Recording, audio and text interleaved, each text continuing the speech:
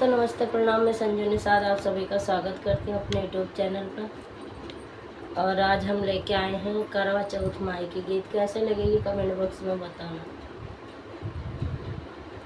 सभी दीदियाँ भाभियाँ सबको करवा चौथ का आप लोगों को हार्दिक शुभकामनाएं।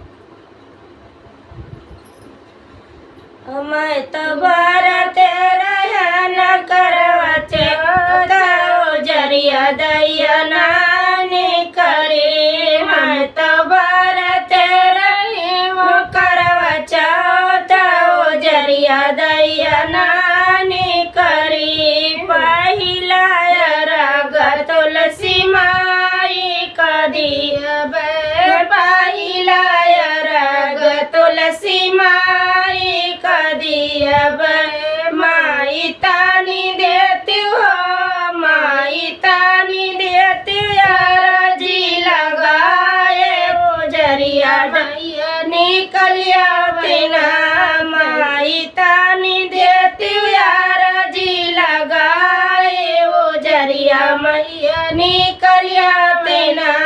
मैं तो भारत रहना करवा चौथ वो जरिया दैया नानी कली। मैं तो भारत रहना करवा चौथ वो जरिया मैया नानी कली। दूसरा राग हमन दिया न जलाया दूसरा राग हमन दिया न जलाया। माई तानी देती हो माई तानी देती दिया न देखाए वो जरिया मैया निकलिया बिना।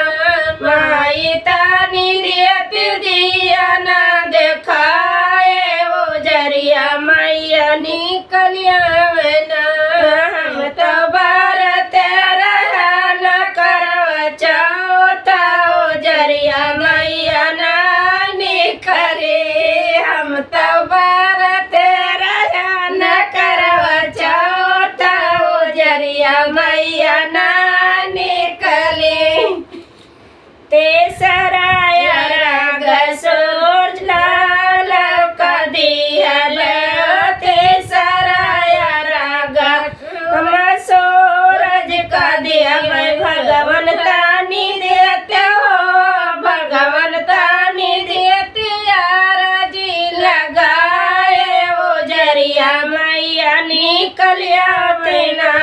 भगवान तानी देते यार जे लगाए वो जरिया मैया निकलिया बिना। पहले पहाड़ माई निकले वो जरिया पहले पहाड़ माई निकले वो जरिया।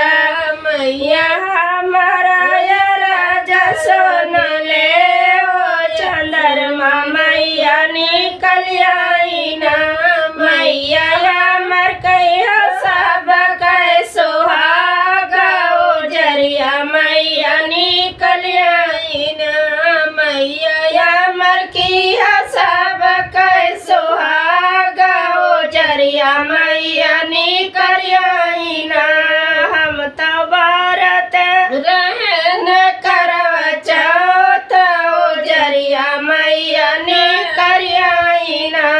हम तो भारत रहना करवा चौथ वो जरिया मैया निकलिया